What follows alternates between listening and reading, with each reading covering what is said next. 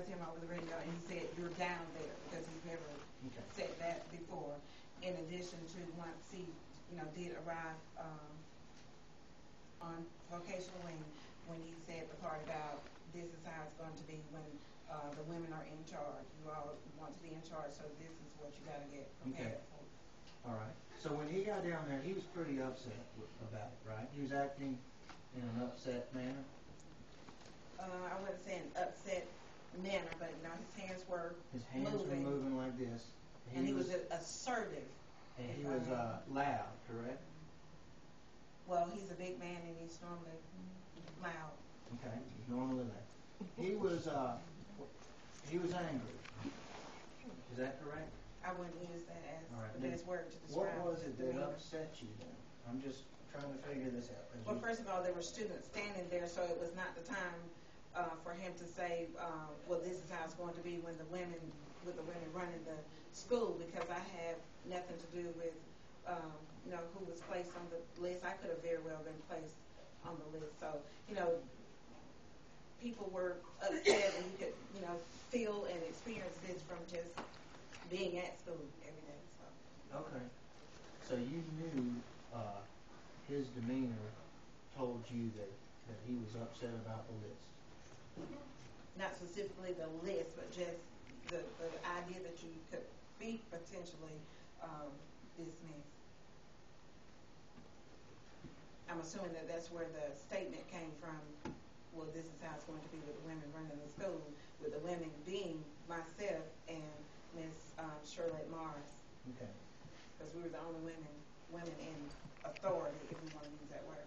Let's be very clear. I'm not understanding you perfectly. What was it again that you said? You testified that you had to go in, or you not too necessarily, but you went in the office and took composure, came back a couple minutes later, and the incident was taken care of. You also testified that someone later asked you, had you received a call about whether you were okay or not.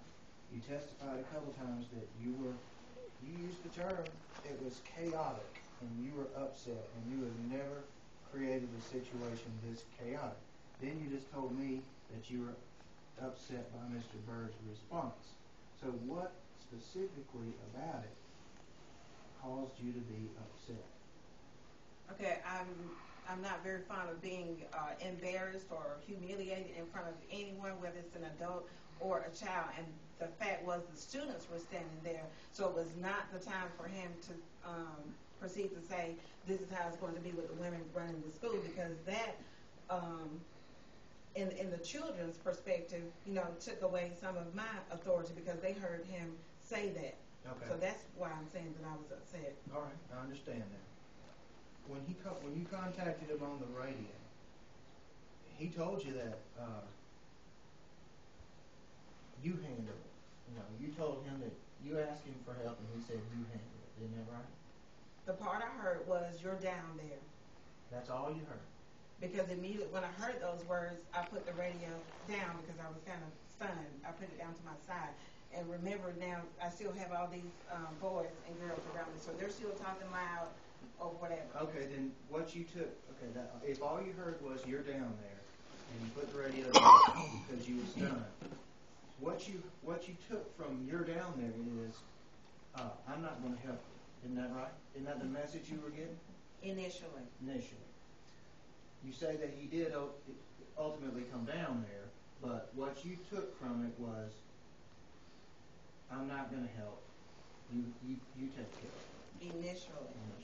And Miss Vinson was right there when you made the call, right? As I said again, when I initially made the call, when I first said 101, I'm not sure where she was standing. But after the group and I progressively got closer to the end of the hallway, Miss Vinson had come out of the office, or I did see her standing there.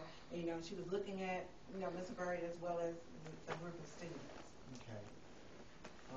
Kind of in shock as to, why is he saying this now? You testified about how long it took him to get down there. How many times in between that date and today, in between December 11th and today, have you spoken with Mr. Byrd himself about this? I have not spoken with him. Never, not even once. Since the day he left the campus? Mm-hmm. No. Have you talked to, who else have you spoken to about it? I know you spoke to Ms. Watkins, but who else have you consulted with about this thing? I haven't consulted with anyone. You haven't gone over the facts of this with any person at all. I'm not asking you to whether anybody told you what to say. I'm not saying that. I'm just asking, who have you discussed it with? I haven't discussed this with anyone formally. At all? There's nothing to discuss. I didn't ask formally. I meant formally, informally, over the phone, by mail, by email, by text message, whatever. The only conversations that have occurred about this were in the vocational office, maybe with Ms. Benson and myself, but as far as like going to the front, discussing with other employees, no, because that wouldn't be very professional. Okay, so we established that you haven't talked about it with any other employees. Who else have you talked? Who have you talked with about it? That's not what he said, or she said. She just said she talked to Ms. Vincent in the office about it. Ms. Vincent is another employee. Oh, you making an objection? Yes. And then she said, I haven't talked to any other employees. What are we objecting to then? You're mischaracterizing her testimony. Okay, you haven't talked about it with any other employees other than Ms. Vincent, which you just said. Who else other than employees and Ms. Vincent might you have talked to? In addition to Ms. Watkins on that particular day, but not afterwards, other than the phone call as to ask me, did I receive the call from Ms. Sheila Brown asking me if I was okay? Okay, you haven't had any conversations about coming to testify in this hearing with anybody? In what circumstance do you mean? Any circumstance. Any circumstance. Have you discussed what you were going to say in this hearing with anybody? No, because you asked me if I have discussed what I was going to say. No. Have you discussed the fact that you were coming to the hearing with anybody? No, because there are no, I'm telling you what occurred. There are no facts to try to alter or change. There was no need to seek, lawyers or anything of that nature. And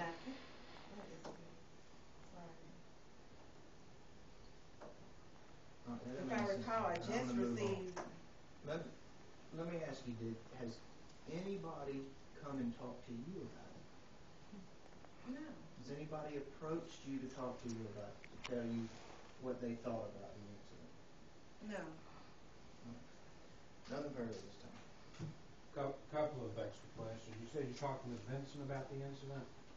Just in general about, having to come once I did get the subpoena. Well, you only got the subpoena last week, is that correct? That was this week, if I'm not mistaken, maybe Monday or Tuesday, because I actually had the yellow slip in the mail. I was not home to receive it when it was actually brought. What did Ms. Vincent have to say to you about the incident? Now, that I can't recall exactly. It was just a leisure conversation about having to, come, and I really didn't want to, be involved in this because it's kind of like I'm in the middle, and I wouldn't dare want to do anything to hurt anyone's, professional reputation, and then I have to remain professional and tell the truth and not know what could possibly happen, to my job standing. You would agree with me that there's what people say and what people do, wouldn't you? I'm agreeing to what then? You agree that there's what people say and what people do, there's people's words and people's actions. Yes. And Mr. Byrd's actions were responding in about a minute and a half. Approximately, yes. Okay. Regardless of what his words were. Regardless of what his words were when he got there. Thank you.